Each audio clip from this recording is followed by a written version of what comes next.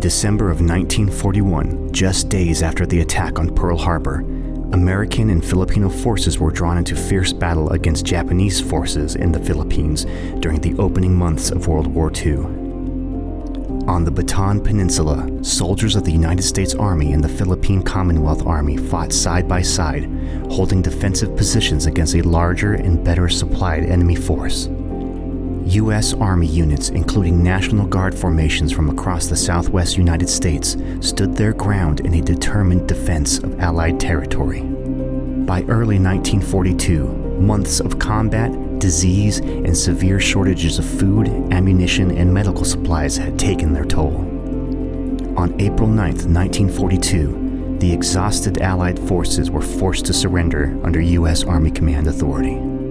What followed became known as the Bataan Death March. More than 75,000 American and Filipino soldiers were captured and forced to march approximately 65 miles from Mariveles to San Fernando under brutal conditions.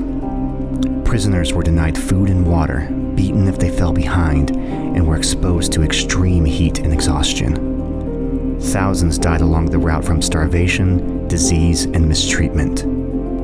Those who survived were transported to prisoner of war camps, where many U.S. soldiers endured years of captivity until liberation at the end of the war in 1945. The Bataan Memorial Death March was established in 1989 to ensure that their sacrifice would never be forgotten, and that the lessons of duty, courage, and endurance would continue to define military service.